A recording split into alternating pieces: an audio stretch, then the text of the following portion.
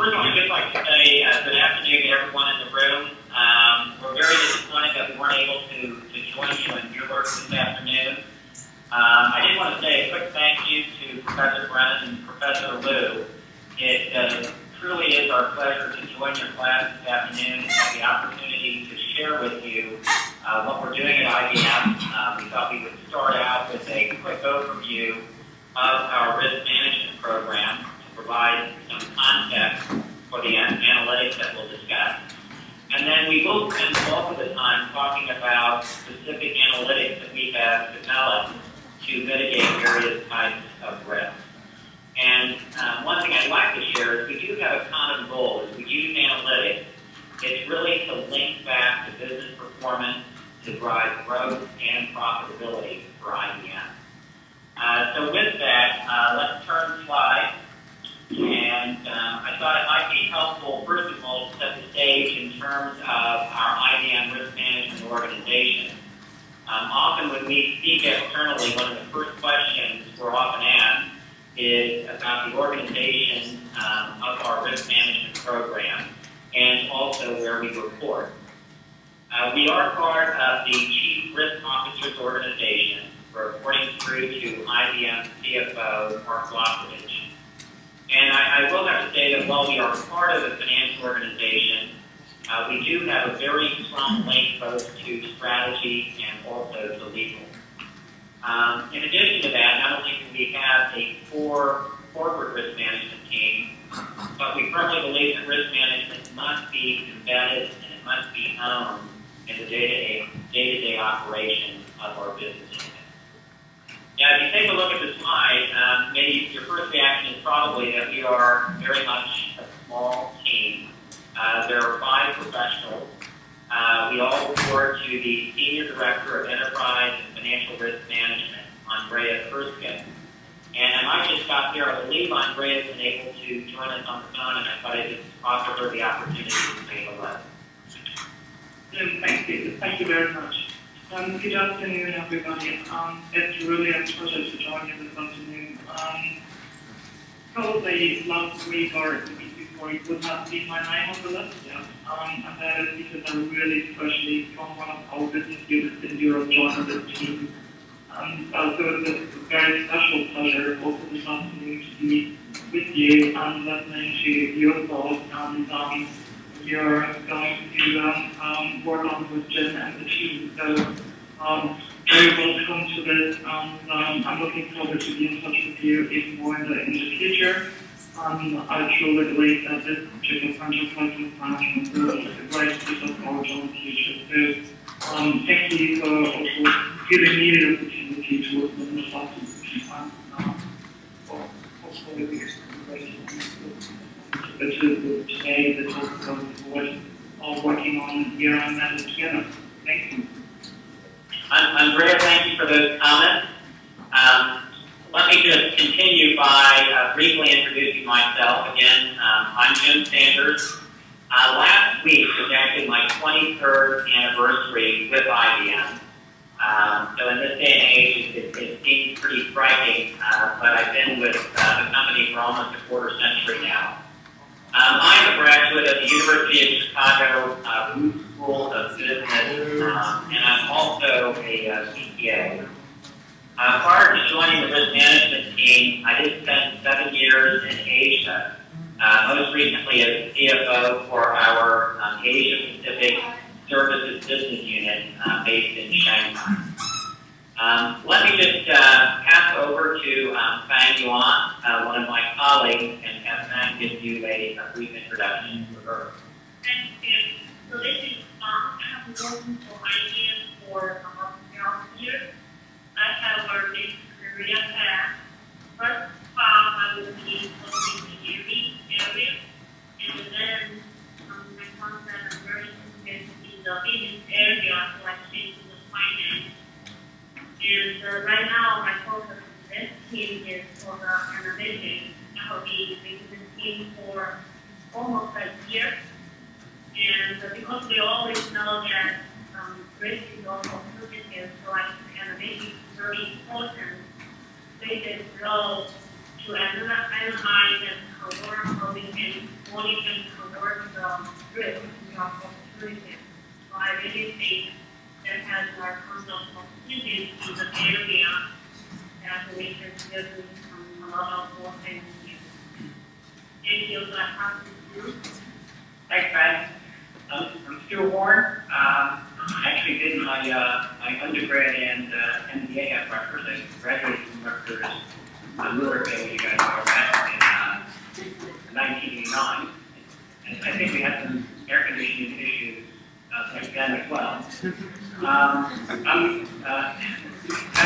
in my 28th year here at IBM.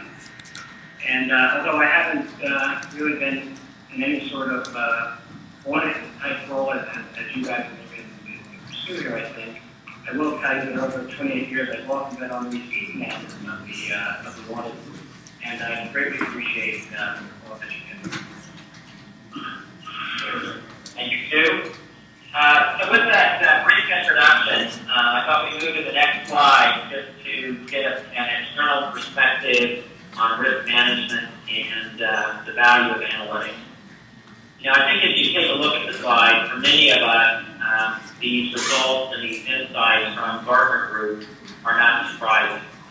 Enterprise risk management has evolved significantly over the last 10 years. In 2004, the focus was often on financial controls and regulatory compliance, such as ensuring that Sarbanes-Oxley compliance in the United States. The approach was reactive with siloed initiatives that frequently missed the big picture of risk.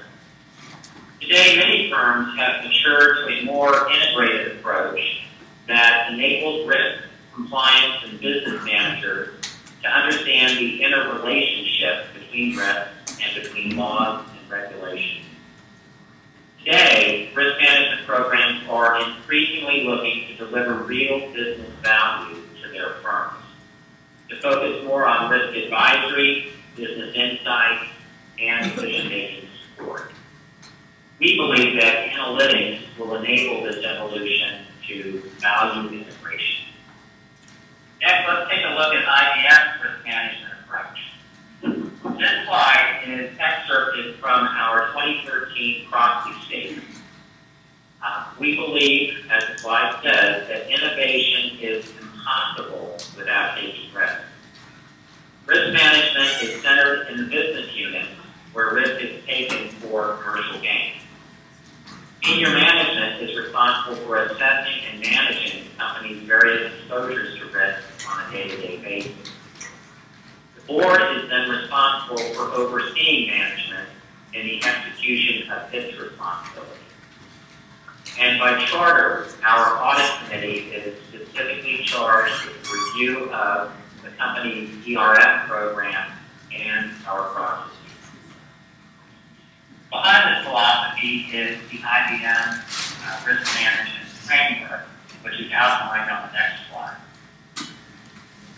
The focus of our program is creating business value and competitive advantage through enhanced risk identification and management.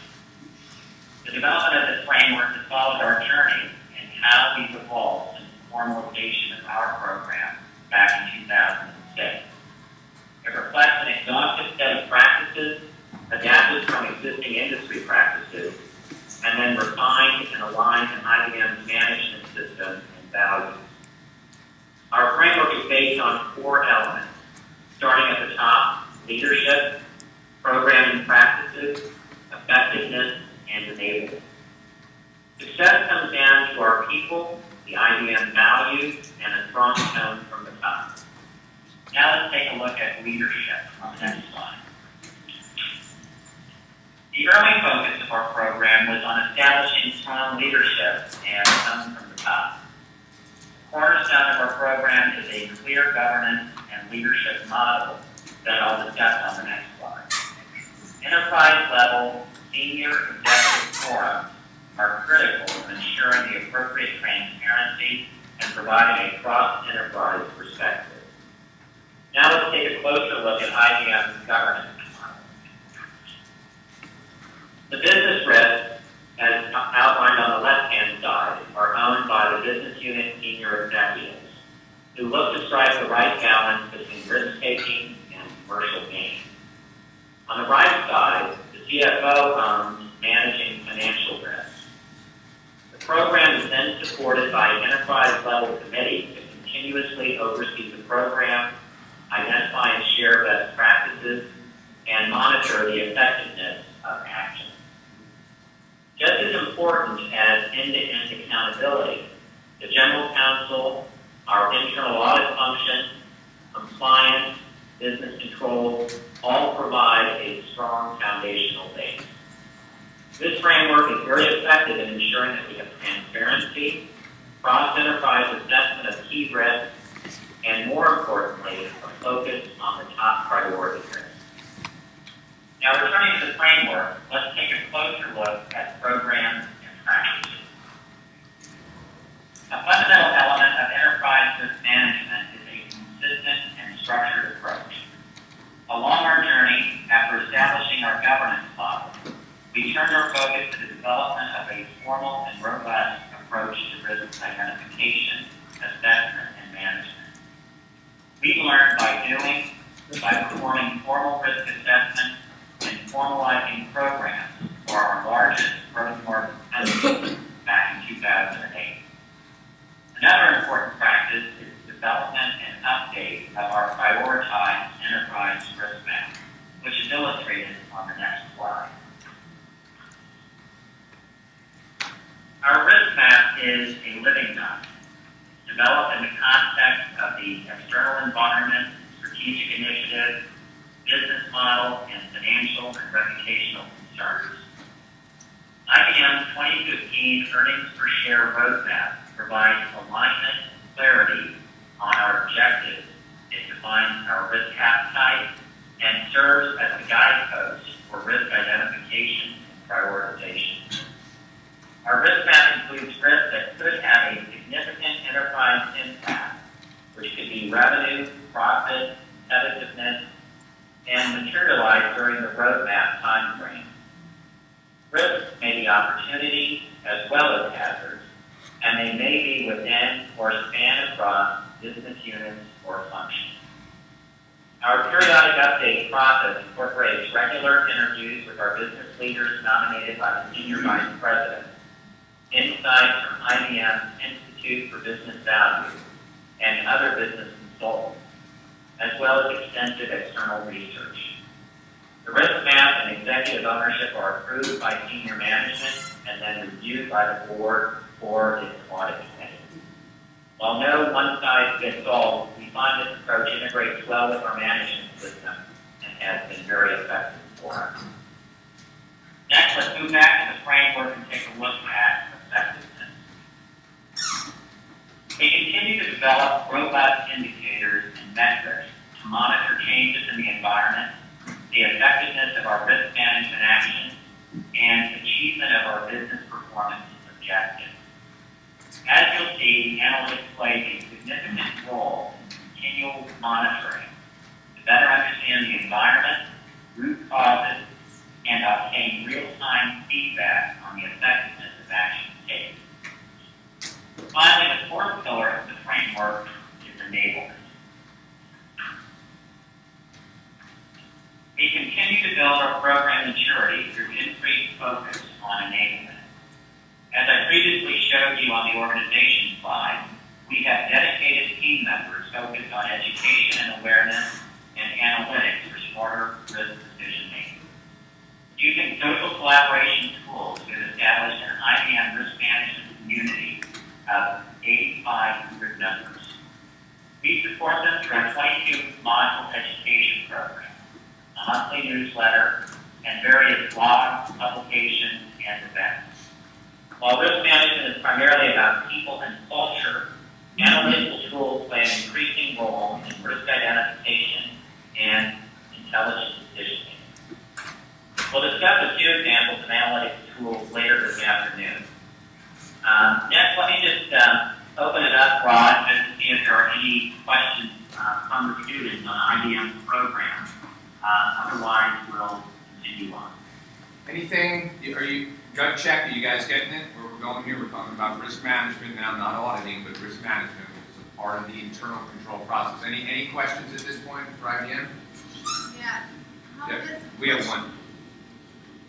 Go ahead. I'm sorry, yeah, a little trouble hearing that. Hello. Hi. Hello? Hi. Hello. Can you hear us? Yeah. Jenna from Newark. Okay, we have Jenna, one of our top students from Newark. Ask your question. Go ahead, Jenna. In terms of education and training focus, which programs do you think are most effective for educating your staff? So which program do you think is the most effective for educating your staff? On risk management. So which education program is most effective? Is that the question? Yes. I think, my perspective is it's all about what we find, and now I'm speaking broadly across, IBM risk management. What we find as we look across the functions in the business unit is that they tend to have different requirements. And what you'll see is that we've developed a 22-module approach to educating people across IBM. And the way that we tend to approach it is there are a few core courses that we think are valuable across the organization. And then typically as they go through the 22 modules, there are some more specialized courses. So for example, on credit risk management or treasury risk management that people can tailor depending upon their specific job responsibility. I would also say on top of that, not only is it just the learning modules that we deploy, but we've created an interactive community that allows people to post questions and essentially, use the 8,500 member community as a way of testing ideas, as looking for answers, or looking for common situations. And so in addition to the education modules, I think the interaction of the community is just as key. Thank you. Okay. Hopefully that helps. Yeah, good. Any other questions? Jim, if I might, let me ask a question. How would you characterize the commitment to or the value proposition of risk management within IBM in terms of, does your senior management see it as something that's really helping them accomplish business objectives, or is it more of a corporate exercise? And, where are you at with that culture? I think that's a very important point, and I believe one of the things that helps distinguish our program in IBM has been the commitment of our senior executives. And my guess is, Professor Brennan, with your experience as well, you fully appreciate that it's the tone from the top, it's the senior management buy-in that really makes the program successful. I'll just give you one example. Our Chief Risk Officer is meeting with each of the Senior Vice Presidents over the next several weeks. And my experience is that they've been very, very receptive to opening up their calendars to make time to speak with him. The discussions have been very interactive, they've been very thoughtful. Each one brings something different depending on their view of the business and the requirements of their business unit. But I think they really do get that risk management is not just about avoiding hazards. It's a way of looking at uncertainty that if you deploy a structured approach and really think about it in an articulate fashion, can create business value, can create opportunity, and can create a competitive advantage. And I think over the years since our program has been formalized, we've been very fortunate with a very strong tone from the top and a very receptive and supportive senior management team. Okay, great. That's good to hear. I think we're along that path. We're probably not quite that far, it seems, Jim. I'll share that later on. Thanks, Jim. Any other questions? Comments? Okay, Jim, doing great. Please proceed. Very good. Very good. Let me turn it over to Fang, and she will elaborate on some of the education that we've got in place. Okay, so here you see like I'm showing a page. This is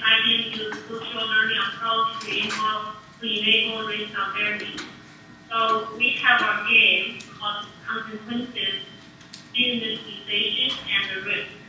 This game is based on IBM Framework, a new advanced gaming technology. And if I were in the classroom, I may ask questions, how many of you play games? I guess I would see a lot of raising hands.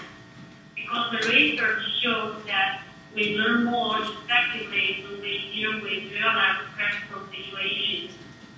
And immersive simulation games help us to improve our skills. That's why we want to utilize the gaming technology to train our employees with the risk awareness. And our goal is to enhance people's ability to make smart decisions that take into account opportunities and risks. The player will be able to shape and offer a solution for a major client. The simulation involves developing the solution, negotiating the terms, selecting the business partners, all the way to delivering the solution.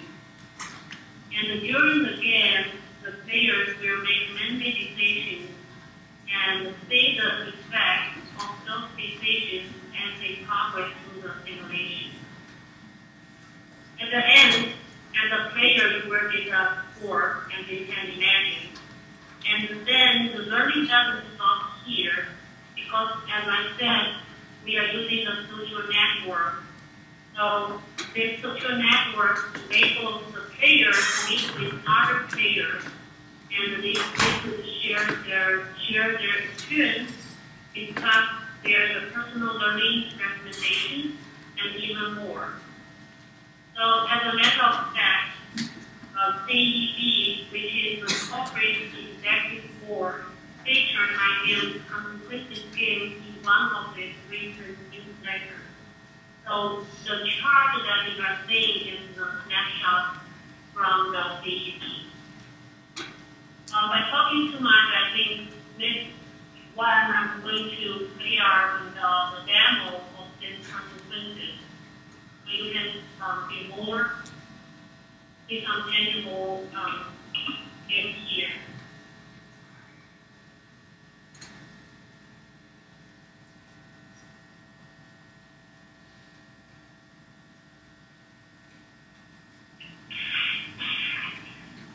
Welcome to Consequences, which is a digital risk, a learning simulation social experience for IBM.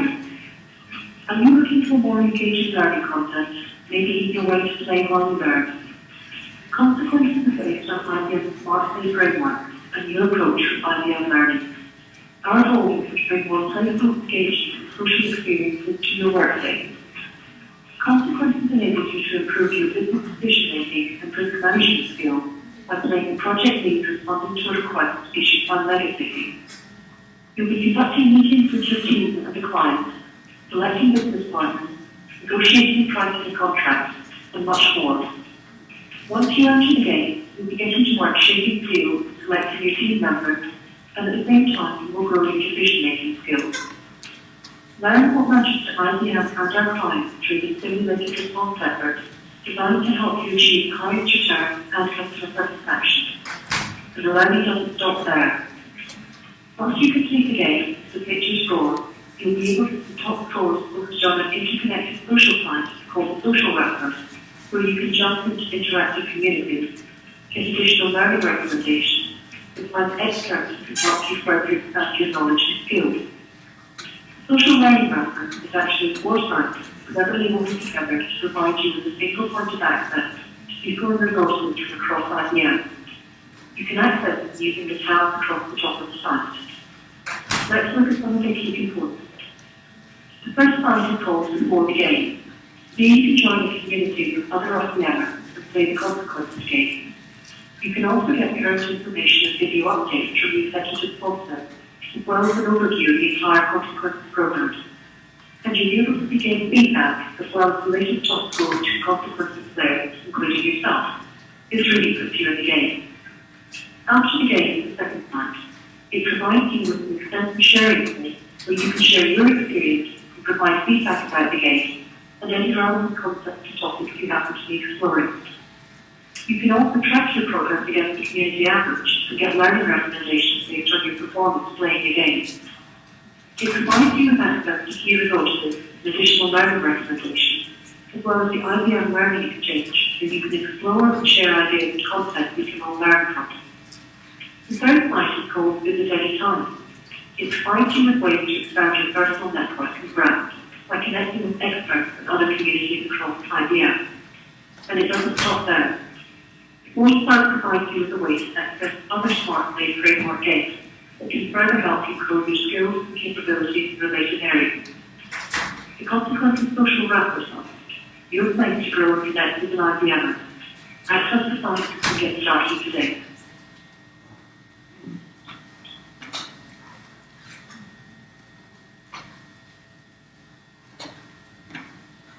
Okay. So after this demo, let me turn over to Luke. Thank you very much, Fang. Now, what does it do? All right. On this slide here, which you see is the journey that we've been on here at IBM for enhanced risk management. It shows us, beginning in 2006. I do want you to understand that we didn't just start managing risk in 2006. IBM's been around for 100+ years through the Great Depression, tremendous technological change, and has done a very good job before I was even born in managing risk. But formalizing the program for enterprise risk management was really begun in 2006 by the board, and they really wanted us to focus risk management on, as Jim had said early on, to really enhance the business. Not just looking at the downside or required level of risk, but to really look at managing risk for business gain. And it's a journey because you don't become best of breed overnight. And as you can see on here, we've grown and improved the program over time, as well as the fact that over time the world continues to change and new things come up, new things evolve, and you change and you grow with it. As you can see, we started, as you saw, trying to set that culture, and trying to really ingrain risk management into the governance of the business, right down backward, if you will. And then develop a set of robust practices. We sort of came about even before the ISO standards that come into play today. And then we started to, formulate an assessment process to really delve into our risks, to make sure we mitigate them right, to make sure we take advantage of the risk again for commercial gain, and really integrate it into our strategy cycles in our risk management system. And now, as you can see in the big old yellow font there, analytics. I like to say that's the new frontier. Obviously, analytics, it was 2013, but certainly it is, a big frontier in driving all sorts of different areas of business, in addition to risk management. But certainly, learning to play a big role in risk management is something that, we at IBM are very much embracing as a way to really take our program to the next level. So let's flip the chart and talk a little bit more about analytics. So I guess we have to have a builder and all of our pictures here. So feel free to read through this. Hopefully you can read it in your classroom there. But the point is analytics gets an awful lot of attention and focus today. Big data analytics is a major topic. And what I take away a little bit from this is is, and one of the lessons I think, we all need to learn, is analytics are nice, but you really need to make sure you use analytics to inform business decisions.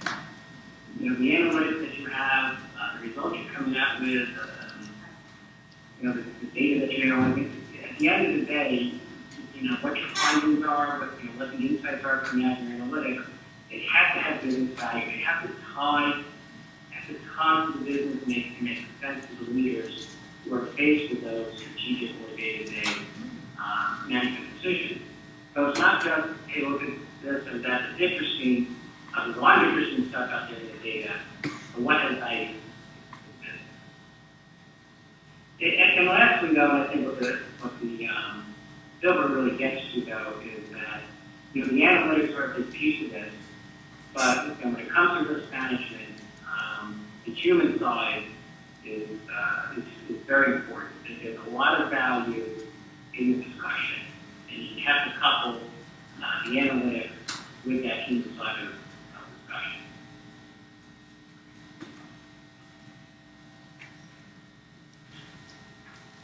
So as we said about analytics in getting more attention, I'm going to show on the next couple of slides some studies just to kind of illustrate that point.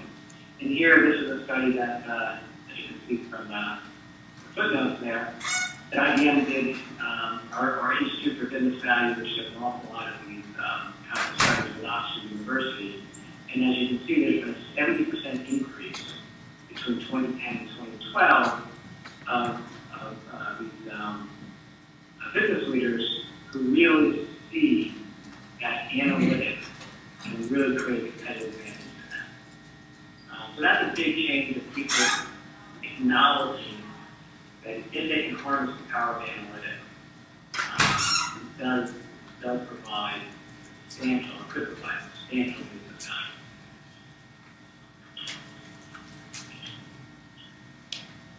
So here, just a little quote here on the bottom here.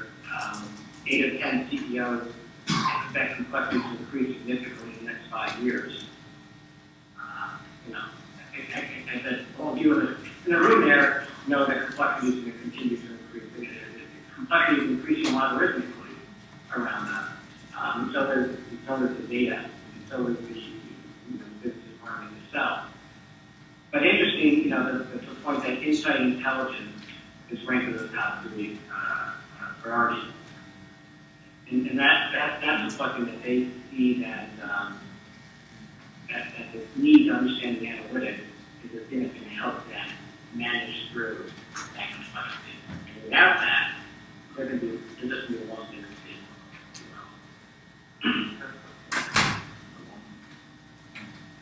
So there's a couple of other facts. And these are coming from an MIT study. And what it says is that, organizations that are applying analytics, so those that have embraced analytics and used surveys that respond to that, hey, we are companies that have, cracked the code, if you will, and, we are applying analytics to our business decisions. So those organizations, as we look at, the characteristics of that, it turns out that those that say yes are 2.2 times more likely to outperform their peers. There's another little stat coming out that those same groups are 13 times more likely to use it to manage enterprise risk, which is, of course, what we're doing here, and 4 times more likely to use analytics as a core part of their business and strategy operation. And as you see in this last piece here, those that apply this advanced analytics have 33% more revenue growth and 12 times more profit growth. Obviously, there's more advanced enterprises, but I do think there's a very strong correlation here in these studies that those that are harnessing the power of the data are really using it, to gain their companies. So how do analytics help manage risk. I'd say in this slide, three big boxes here. One, it really helps you to know your risk management, to really understand, where your risks are coming from, really substantiates those risks through quantification, correlation, provides, cross-silo view, and really gives you that ability to discover patterns that otherwise would have been undiscovered. And that's one of the real key values in having a big data analytics solution, having the right data to apply to that. And then on the look ahead, you get now these tools that do some real good predictive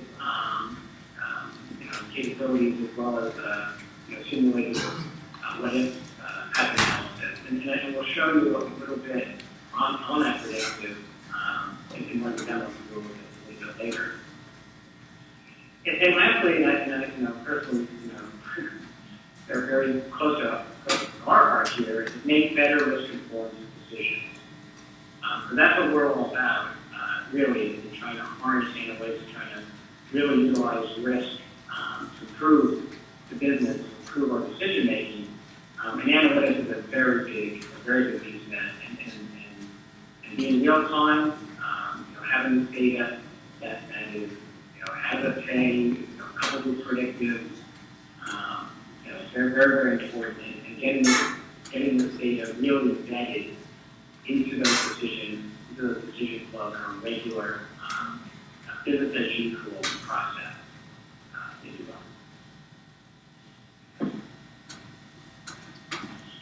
So this slide says, okay, what are the obstacles that companies tend to face when they look to analytics? It should be easy, right? You should go out there by yourself an analytics package, up your data through it, and score your revenue 33%.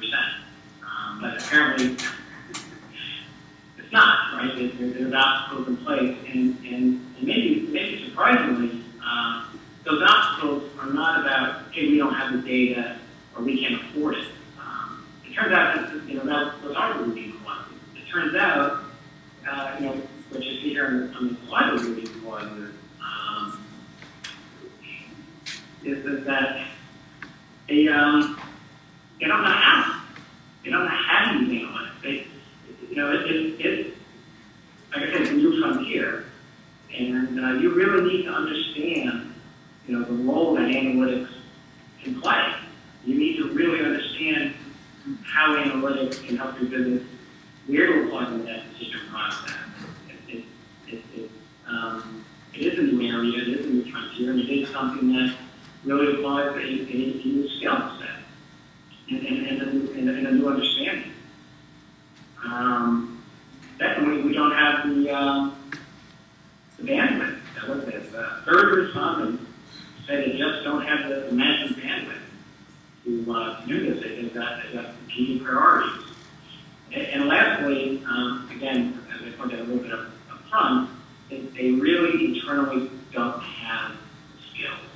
Because it really is a new skill, it's a new way of looking at data, it's a new way of analyzing data. And you really are specialists, and you really are valued in having people who know how to manipulate that data individually. Let's put one more time here. So, what about IBM? How do we get this started here at IBM? Well, I guess as our name implies, we probably already guessed, we do have a head start. IBM does have 200 software offerings in the analytics area. So we have, quite a breadth of solutions we developed that we could pick from that we do provide to our clients. We do win all sorts of awards like Risk Tech 100 and other vendor awards, Risk Magazine, technology awards, and such. But, suffice to say, we've got some good tools, we've got some good software, and readily available to us to take advantage of and leverage. And not that we leverage it, something special for ourselves. It's the same stuff that's available to our clients. Again, it's having that skill and know-how to apply it in a way that really supports your business and furthers your business.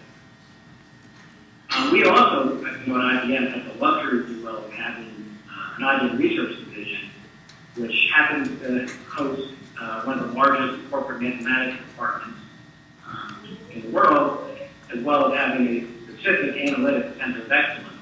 So we do, as a risk management team, partner up with that skill set, and it's very, very helpful. And again, that's the creme de la creme, the kind of skills we will apply in the group. Now, our team here, we work with the IBM risk leaders, and we leverage all these skills, all this software, all these services with those risk leaders, and we really try to apply those analytics to a vast, diverse set of risks. So there's things like compliance, but it's also things like acquisition, like managing our supply chain, like managing our business partners. There's all sorts of risks, and there's all sorts of insights that can be gained. If you flip the slide, you can see that we're applying these analytics across financial, across strategic, across operational, across compliance, and again, it takes the form of things, a few others like treasury risk, like private security risk, and we really also, as you can guess, the strategic there, and again, with a focus on risk for improving business performance, really applying these analytics to our strategic objectives to de-risk to our strategic objectives and what kind of insights we can have to help us manage those risks, to help us improve the odds of success on our strategic objectives. So that's a quick overview of why analytics, and how it is that IBM has embraced analytics, and through foreshadowing that I'm doing here, we're going to give you a few examples that we have in place here at IBM, and these are just a couple. There's a host of them here that we could have selected, but I think these are particularly interesting for your content. So let me know if there's any questions here before I hand this one back to Fang to take you through those demos. Anybody? Any questions? Yeah, we got a couple questions, Jim. Go ahead. Say it real loud. Tim Mokia, could you speak a little bit more about your mathematics department? Like, what role does it play in analytics? Yeah, Jim, could you speak a little more about the mathematics department and what role they play in IBM in addition to analytics? Did you say in addition, Yuan? Yeah, what is the overall role of the mathematics function you have? The overall? Well, sure. So they engage commercially as well as internally to help solve complex business decisions, complex business problems. So, as we engage with clients who are faced with a whole host of issues, whether they're, let's take smart planning type of problems. You're worried about flooding in Rio de Janeiro, and so the city of Rio wants to institute, a program to monitor, conditions and be able to be predictive and responsive to today's large environment. Our math department engages on that and starts to build models and I've seen some of them, which is quite impressive models of simulating, taking the terrain down to, I think it's an inch or so across the entire city. What are the flood patterns that were happening in their most advanced notifications, and couple that with, with weather forecasting and such, and so they build a very complex model that then get built into these analytics and sort of type solutions that we then pass on to, for instance, a city like Louisiana. Maybe that's a little more exciting. Yeah, that's cool. So you really use it for all kinds of things within the company, anything that you can apply math to, I guess, huh? That's correct. Okay. Yeah, so that's, I was going to say the math department that you referred to is actually a fundamental part of IBM research.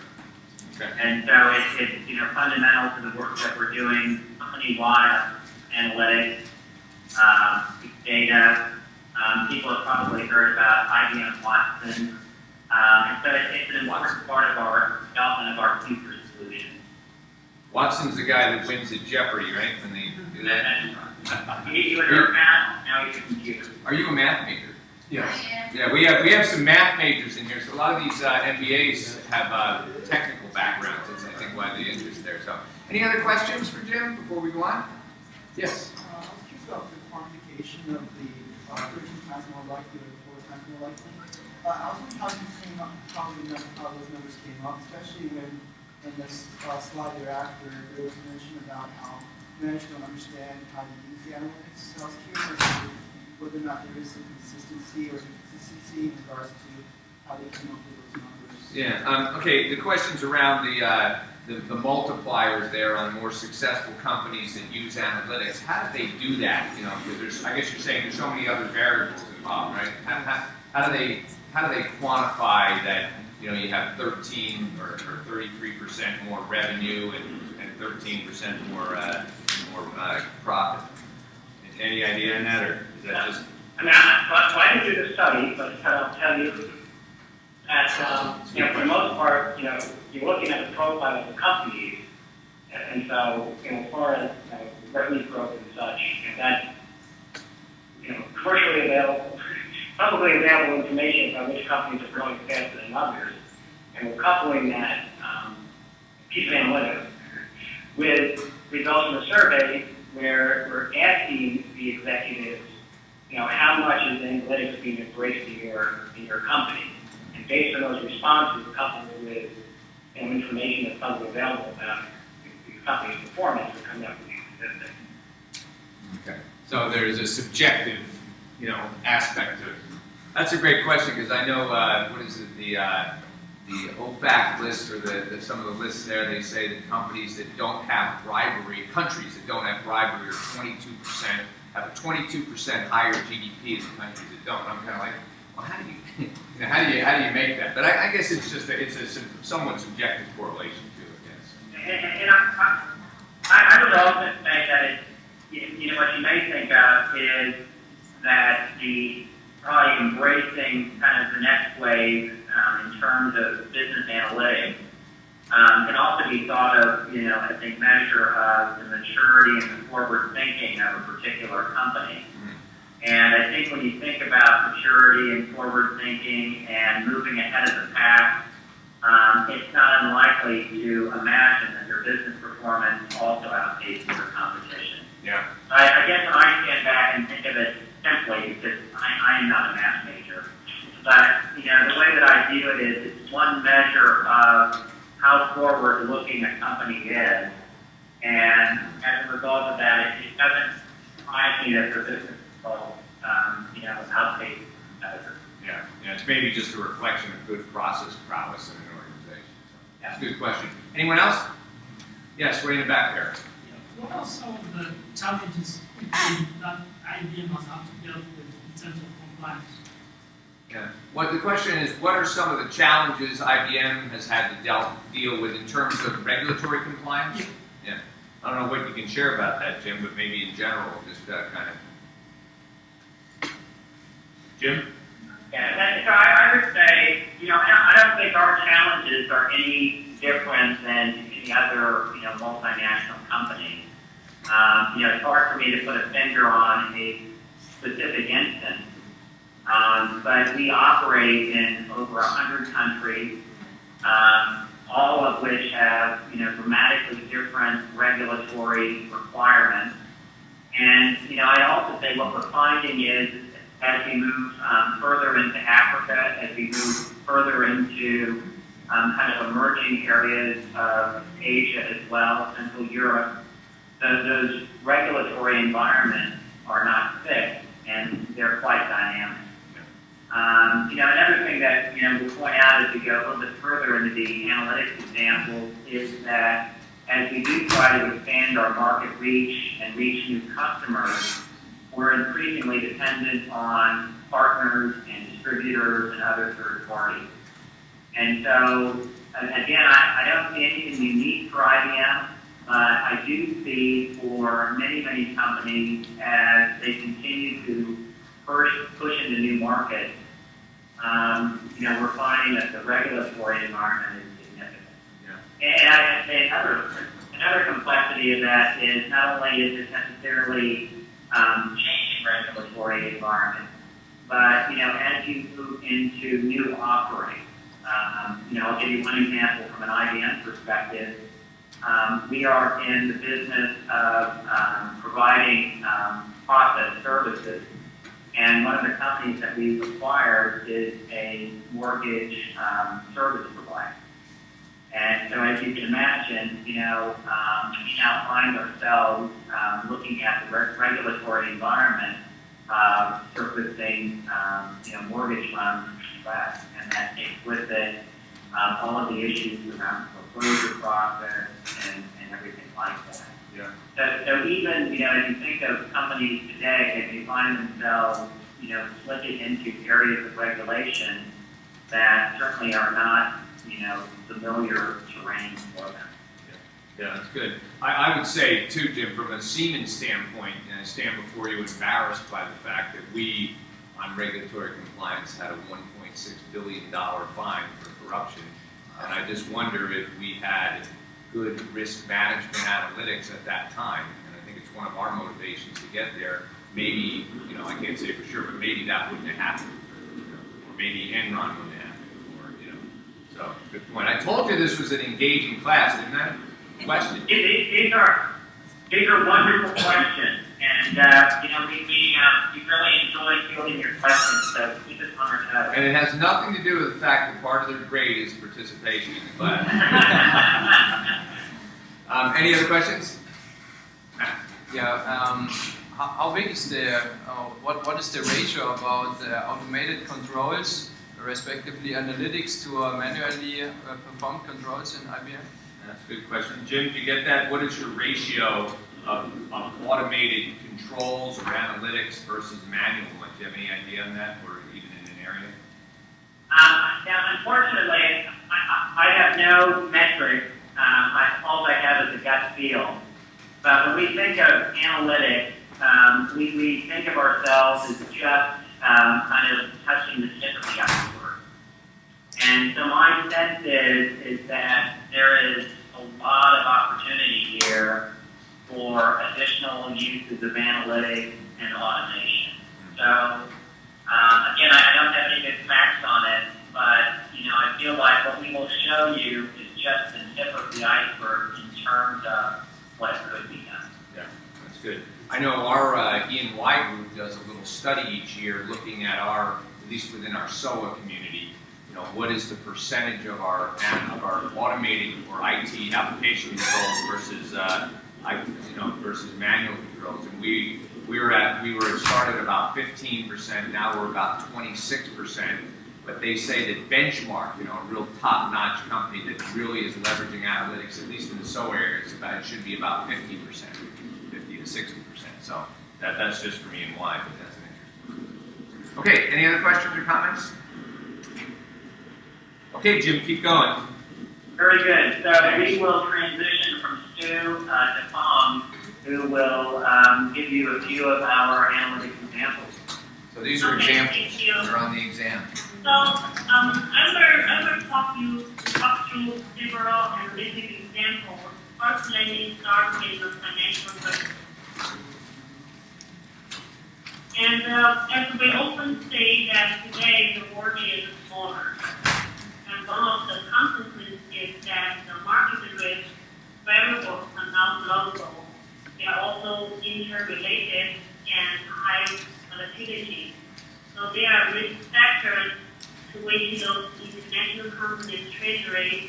as IBM Treasury is exposed to, such as interest rate, the counterparty, foreign exchange, liquidity, and equity. So we do need a robust and a basic engine to modeling, analyze, and optimize risk exposure and the hedging strategy. I think that so we need a solution, and our solution is to utilize one of the IBM analytics products called algorithmic risk services. It's a cloud-based services to simulate various market risk factors to optimize overall exposure and the hedging strategy.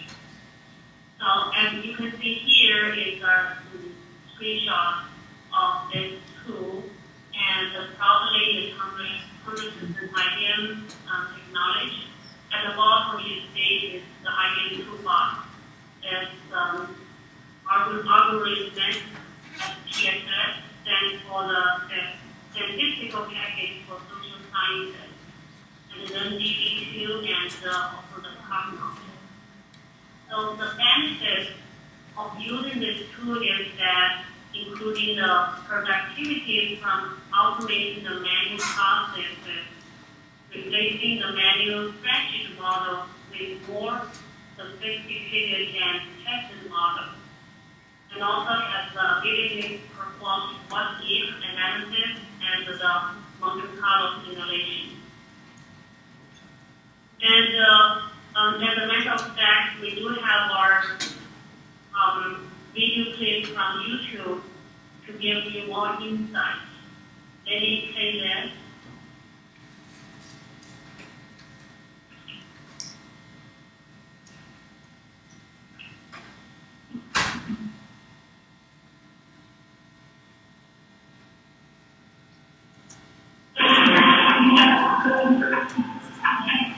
In recent years, banks have experienced a most challenging environment in living memory.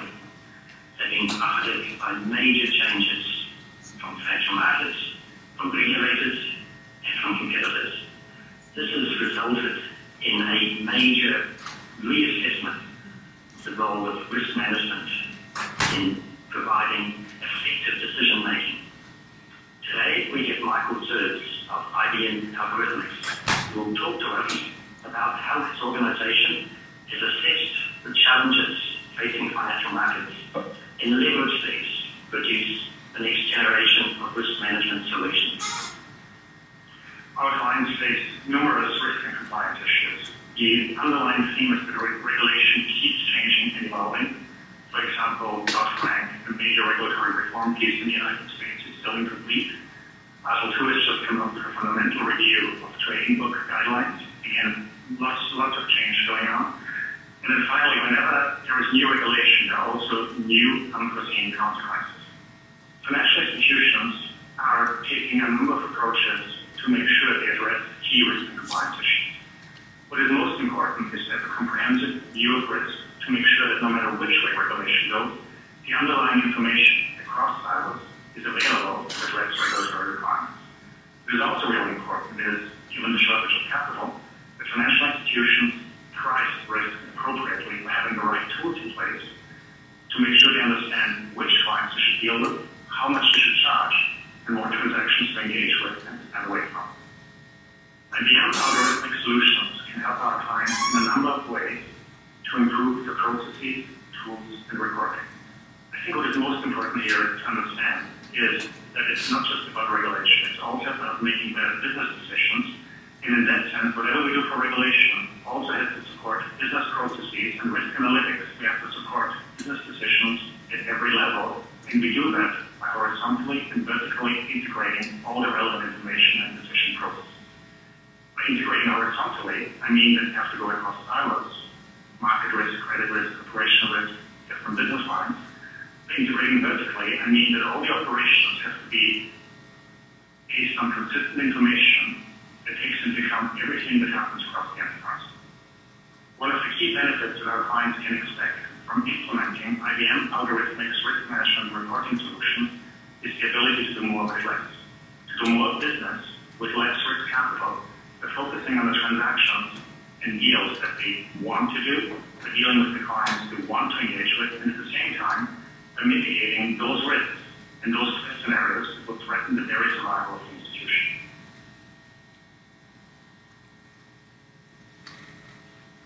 Here's Alison Bailey-Flynn of Scotiabank, who talks to us about the partnership with IBM Algorithmics and how together they developed a solution to meet the changing needs of the trading business. Some of the challenges that Scotiabank faced with its legacy trading and risk management processes were that they were end-to-day.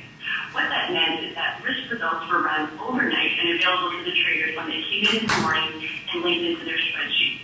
Changes to those processes were complicated and required model development and infrastructure changes. Changes to these did not adapt at the same pace that the business needed to reflect new trading opportunities and new market opportunities. Scotiabank's global banking and markets have implemented IBM Algorithmics real-time credit engine.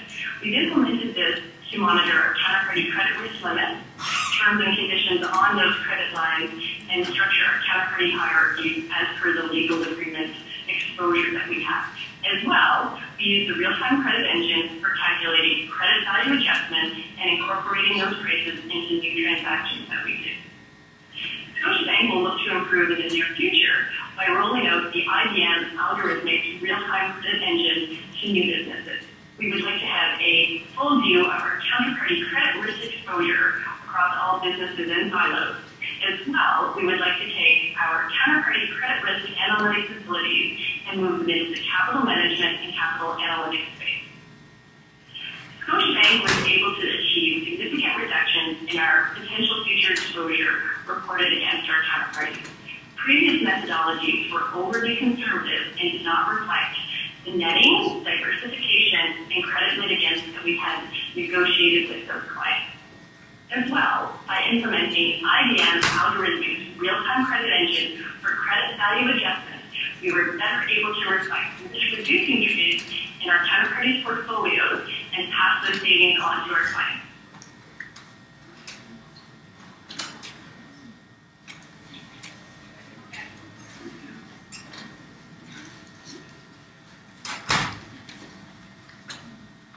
The next example, What do you think about caffeine? the next example I'm going to show you is called the country financial risk scorecard. So the business challenge that we were facing is that IBM, as the international companies, between the companies between the emerging risks, both internal and external, in every country they are operating in. And lastly, the operations in each country have about over 100 key performance indicators and the key risk indicators. So, which can easily take countries more man-hours monthly to integrate from the different sources. And then we do need our 100% operation solution, which is standard, consistent, objective assessment of the over 170 countries, provides the business insights into the emerging risk trends. So that is the background why we need this country financial risk scorecard. The benefit of this tool is that we link the risk with the financial performance, promoting the integrated assessment and resolution of financial risk. Also, we speed up to identify of the emerging risks, allowing for the faster development of mitigation actions and smarter decision making. The beauty of this tool is that it not only has the score for the current month, but also gives you the historic trend and also the near future predictions. The next page I show you here is your big snapshot of this tool. At the left up corner, this is the risk heat map. It uses the color code to highlight IBM risk by country. And as you can see, Africa has more countries highlighted in red, which is by all those known reasons. And then behind the scenes, it has risk score that categorized in 4 different categories. Spell them out, and when you see the screen clearly because it's kind of tiny. So they are cover the economy indicators, the shareholder value, the risk reward, and the liquidity factor. So this tool monitors those external economic trends, P&L and balance sheet performance, and the business model dynamics. And then those core risk score categories are averaged monthly and quarterly to provide a total view of a given country. And each category has its history, current, and predictive score. So again, this is 100% IBM technology, and very proudly in year 2012, CFO magazine 2012 CFO 100 Award recognized this tool, and this award is to recognize IT solutions that enable growth, improve relationship with customers, foster competitive advantage, and optimize business output. So we got this honor in the year 2012. And Fang personally got to go receive the award. I didn't go. But you didn't go? Yeah, I didn't go. I was the people. You sat home. We all got to hold the award. Yeah, I sit in the home office and but the purpose is great news. And here, I show a quick demo of the CFRS by talking about, I think this demo can give you a greater idea of this tool itself.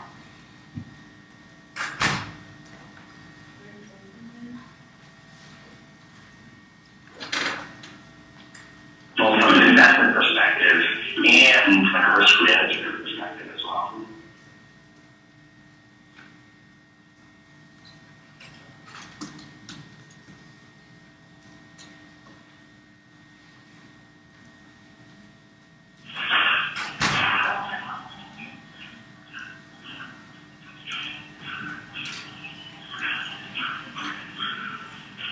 This is the menu page.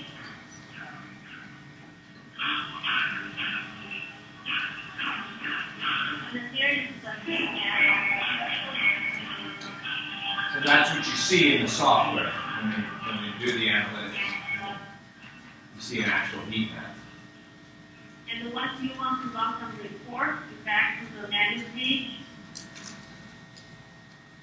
So for example, I want to show the CDS pricing, which is a credit default swap by country for the 2013 January. And here shows me the bubble chart. So the bigger bubble meaning the CDS is more expensive. As you can see here, is for Argentina.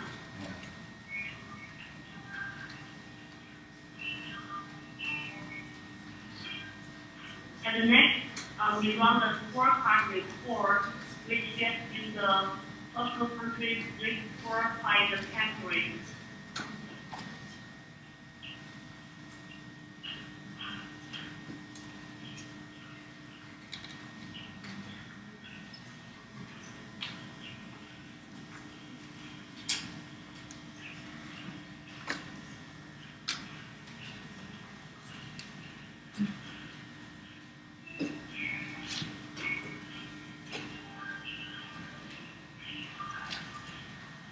So they have analytics and they're running the different analytics there. So the up table is the score for the given country, and then the lower bar chart is for you drill down at what are the elements that calculate those scores. So you are able to see which has the higher risk and driving the total category. The next report I'm showing you is the macroeconomic indicators report, which is pretty much the external economic indicator for the selected country.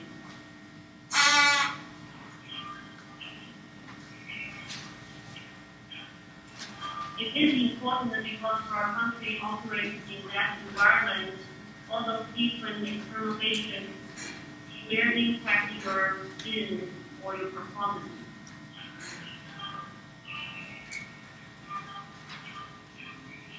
And for each of the different 9 items, we have the threshold so that we are able to color code in what is the this level of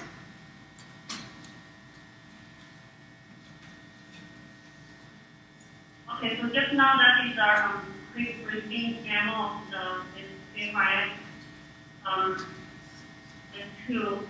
And you may ask, say, by using this tool, have you, in the reality, have you really solved some business problems and so on? So next one I want to talk to you is really we have a tangible, in this case, the case study that I want to share with you. So in this case study, the CFRS informs necessary changes to one company's business model. At the beginning, this tool identifies the increasing risk trends for that country, including the increasing local currency cash balances, the age intercompany payables, and also the delayed client collection. And then the root cause analysis reveals an overvalued currency, the capital control in that country, and the hyperinflation. With this insight, the management team took an action, ultimately altering the country's business model, paying off intercompany debt, and limiting the customer contact to US dollars instead of the local currency. All those changes were not all implemented at once. And then by monitoring the trends monthly in the CFRS, we could see that the initial actions were not as effective as planned, and then the management team developed additional changes. So over time, CFRS allowed us to monitor the country's improving business performance and measure the avoided impact from currency devaluation. So this is a real business example that we have been benefited from the CFRS tool. Hey Fang, can I ask you a question?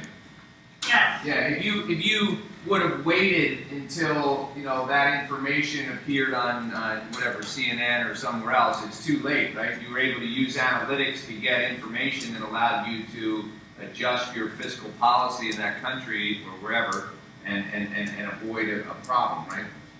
Yeah, that's right. We wait cool. that the country, for example, the currency is hugely devaluated. At that time, only any action is too late. We already on the headline of the Wall Street Journal for the business law. Yeah, and that's the problem. We respond and we invest when it's too late because we don't have the analytics until they come through on national news or somewhere else, and then it's too late, Okay. Right. Any other thoughts or comments?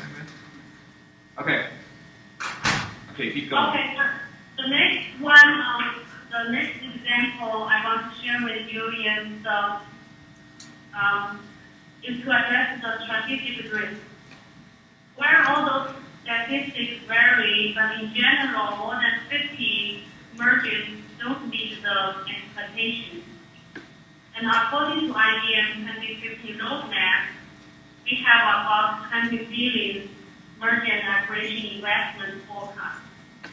And to have those investments, we will probably need to access like 3 times, 60 billion business to choose our investment. So PRISM, which is the Acquisition, Performance, and Risk Management, is the tool to help us analyze the investment. And because we need to identify the tax risk factors that may impact our acquisition revenue performance in early stage. And this solution was built upon all the acquisitions that IBM has had since 2004 and has developed 250 unique risks. And then we deploy this tool, and this tool helps us to identify and also predict the potential acquisition risk, validate the factors and actions, and track the near performance, and then feed the results back into the database. And the response in the database will tell you the must-have one of these units to bring the deal forward. So this is a very powerful tool, and all the acquisition investment earmarked under the 2050 roadmap is analyzed through this prism.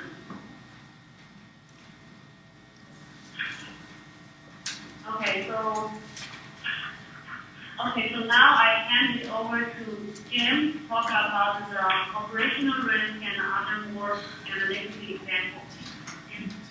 Hey Ron, let me just do a quick time check here. It sounds to me like you've got a pretty full agenda for your class this afternoon. How much more time do we have? Just go ahead. We don't take breaks in this class anyway. No, go ahead. Take the time. Okay, very good. Right? You don't want to listen on the to me, next right? slide, we wanted to cover one example related to operational risk. And I think if you consider recent headlines, for example, severe flooding in Thailand, an earthquake, major tsunami in Japan, political disruptions in Egypt and the Middle East, even an Icelandic volcano. I think you'd agree with the problem facing many companies, which is disruptions to supply chain, often catch them off guard. So what if you could track and monitor supply chain status and give alerts to changes to key supplier conditions? At IBM, we developed something that we call the Supply Chain Total Risk Tool. As we transition to more of an outsourced, more partner-intensive supply chain model and move production and sourcing around the globe, we found that we were facing increasing risk. Most of the supplier risk tools that we evaluated tend to be weighted towards financial data and financial risk. The IBM Total Risk Tool that we've developed takes input across many disparate risk categories to enable a deeper understanding and analysis of sourcing-related risk based on an assessment of likelihood and impact.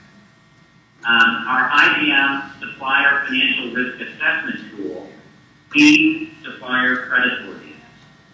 An external market intelligence service feeds economic, financial, health, and climate factors by region, by country, and even by shipping hub location. Members of our procurement team use detailed questionnaires to provide input on suppliers at an enterprise and location level, and by commodity and even at an individual part number level. A patented algorithm integrates and evaluates all of these factors based on impact and likelihood, and assigns a risk rating of high, medium, or low by country, by hub, by supplier site, and by commodity. The results are then displayed in an online dashboard. Just as importantly, the tool also issues automated email alerts to specific end users when key data elements cross specified threshold limits. This allows for proactive risk mitigation as opposed to just reactive crisis mode event management. We're very proud that this particular tool was a finalist for the Supply Chain Innovation Award from the Council of Supply Chain Management Professionals. Next, let's take a look at the use of analytics in managing compliance. So to reach new buyers, and we have discussed this previously, and to reach new markets, many companies like IBM increasingly rely on business partners, distributors, and other third parties. Problem, great market activity is often hard to detect and could possibly damage a company's brand and profitability. So what if you could reduce or prevent reseller fraud through automated analytics that identifies suspicious activities and trends? Just as an example, in IBM, we've developed the gray market tool. IBM sells $3 billion of high-volume products through our business partner channel.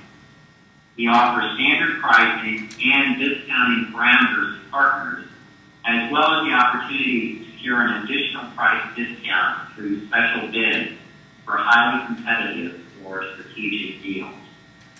Unfortunately, the bid process can be abused to generate arbitrage opportunities for the business partners. Examples include non-compliance with approved bid quantities, selling deeply discounted equipment to brokers rather than to end-user IBM clients, overclaiming or duplicate claiming of bid rebates, and excess reporting of sales simply to inflate the business partner's incentive payment. It can be very difficult to detect these abuses in a high-volume business. However, gray market activity can significantly erode product prices and margins. We developed upfront prevention approaches to detect special bids with suspect characteristics, or those involving watch list parties early in the bid approval process. Additionally, analysis of sales out reporting data can highlight suspect transactions within 48 hours. We also use the analytics to match service call data back to system serial numbers and purchase options, and then back to the original special bid. Analytics highlight suspicious business transactions by focusing on activities outside the expected normal ranges based on rules and risk factors. Now that this work becomes more visible, there's also an increasing number of leads coming directly from the channel. So with increasing oversight, I think our partners are becoming more aware and more forthcoming with transactions that don't comply with the overall rules and requirements. On the next page is an example of analytics being used for continuous controls monitoring. In this case, the problem, a typical organization can lose 5% of their annual revenue to fraud. Nearly 1/4 of fraud involved losses of at least $1 million. And fraud lasted a median of 18 months before being detected. Fraud detection is hard because it could happen among thousands of daily financial transactions. Sampling and manual analysis are too time-consuming, and they simply do not cover 100% of transactions. So, what if you could continuously and automatically monitor all of your accounts payable, accounts receivable, and employee expenses to detect suspicious transactions and to prevent fraud? In IBM, our solution has been continuous controls monitoring on order-to-cash, accounts payable, accounts receivable, and employee expenses, covering 100% of transactions. It's rule-based, and it provides automated alert. On the next slide, let's take a look at one specific example, which is travel expenses. IBM travel policy is mostly, essentially common across all of the countries that we operate in. We have one global operational model with a single tool for expense submission in over 70 countries. We have 318,000 employees, 3.8 million expense accounts totaling $2.2 billion processed annually. With these analytics, we use advanced data analytics to monitor expense report submissions for possible policy abuse and expense fraud. One example is the risk compliance analysis tool, we call it RCAS, which is a statistical approach that monitors all expenses submitted across 60 attributes for potential policy abuse and expense fraud. If suspicious behavior is confirmed, examiners contact employees and their managers. Additionally, the worldwide actionable items tracking system, WWWAIT, is an email notification system that educates employees and managers on expense reimbursement policies and also tracks repeat offenders. It targets unusual or unexpected activities such as high cash usage. These analytics, we've been able to increase travel policy compliance through constant feedback to employees and to their managers, and we've also helped managers better review expenses more effectively.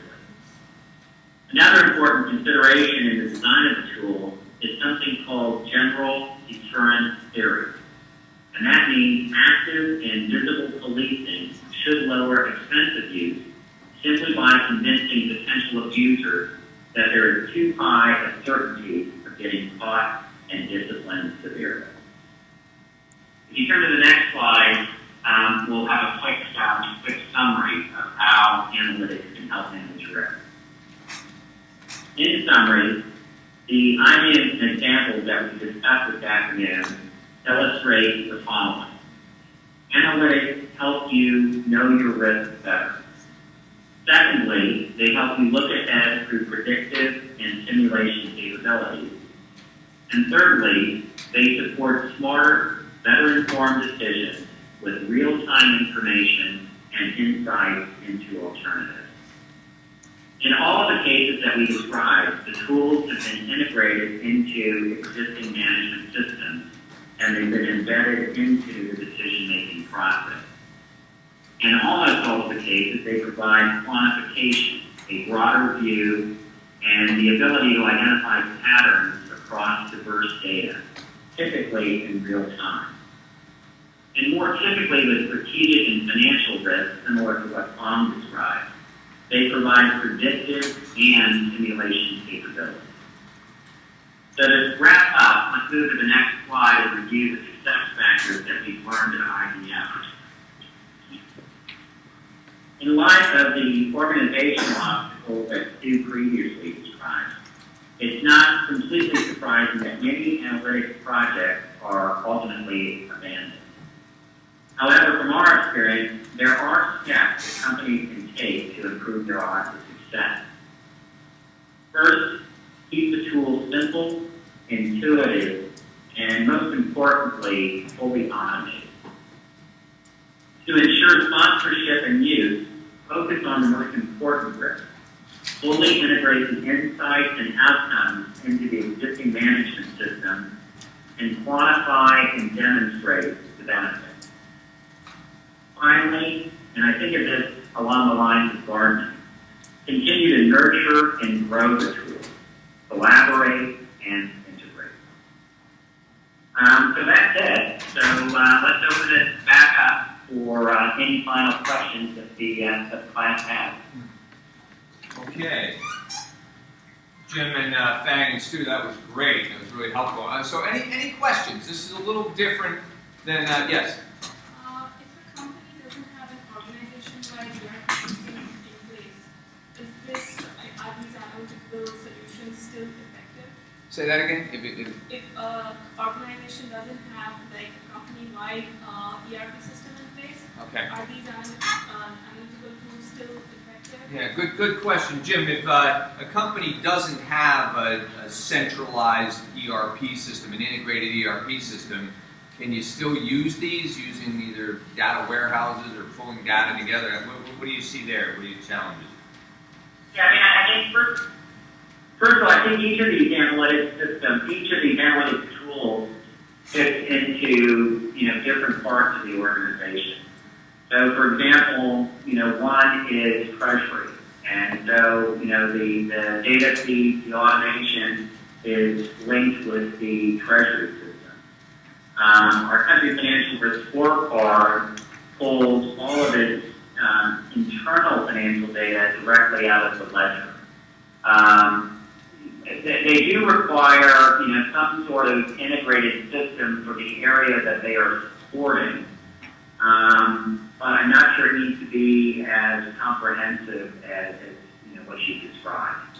In many cases, it's taking data from various sources and it provides that integration. I think one of the things that we found with the country financial risk scorecard was while you would look at it and say all of that data is readily available, what we found is that for whatever reason, it wasn't universally accessed, and it wasn't initially recognized as the ultimate source of the data. And one of the first kind of breakthroughs of the CFRS was making it readily available, providing it in a single format, and really educating people on the data that was there. So we didn't really create data, but using these analytics tools, in many cases we brought together various sources. Yeah, I guess I'd say too that you still got to have an IT normalization going on, as we've talked about. Someone's got to deliver the data in some form to you. But that's a great question. Any other questions or comments? Yes.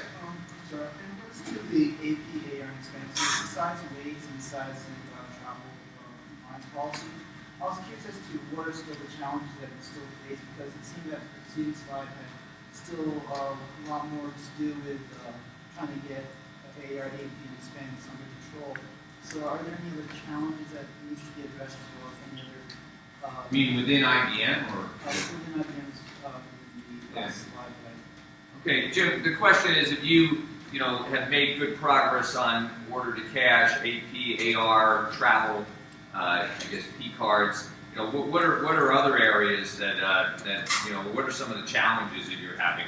Whether that's too much data or other areas that you found you've not been able to leverage all that analytics. Any thoughts on that? Well, I mean that's a tough question because there are so many opportunities. Yeah. Typically it's not the data. And I think that was, when Stu went through the one slide, data is rarely the problem. Yeah. The problem tends to be more sponsorship and ownership. And so, what we try to do is we've developed different areas of analytics, is really looking for the need. Because it's creating the demand and allowing people and helping people recognize the value that I think really makes a difference in terms of the development of analytics. Rarely is it the data. It's really more what question are you trying to answer, and how do you demonstrate the value of developing the tool in terms of providing incremental insight and really supporting the existing management. And would you agree, Jim, that probably the biggest bang for the buck is those areas of AP, AR, because that's where you've got highest exposure, dollar value, and impact. So there's certainly challenges. I know in Siemens, in one place where we put in analytics against T&E, we got 10,000 anomalies with the tool we were using, and the auditor that was responsible for following up on it was just overwhelmed and said, basically, I don't know what to do with all this, so I'm going to go get back on an airplane and fly out and do sampling, because they were just overwhelmed. That's why you got to have flexible analytics that you can drill down, and you can do that with these tools. you can say, okay, just give me everything over, you know, $10,000 or something. So, yeah, I think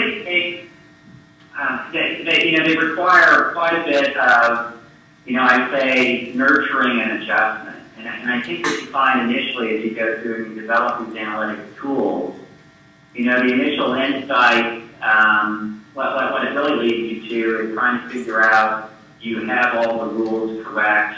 Are your algorithms correct? Are you getting the insights that you would expect? And there is considerable adjustment in terms of really working through, you know, kind of quarter after quarter and continuing to refine, you know, the sets of rules that you make to ensure that the insights from the tool are meaningful. I think, Jim, something that hits me in watching this, and this is kind of the message we've been trying to get across to you, is, and as you've seen using the tools you've used in this class as well, this stuff isn't hard. You know, you saw how easy it is to put these analytics in. Now, sure, you've got to get data developed, but as he's saying, it's more what's the methodology, what's the strategy, and I like what you presented, Jim, about how to approach it. You want to start simple. You know, don't try and boil the ocean. You want to start with one area where you have a big impact and then go forward.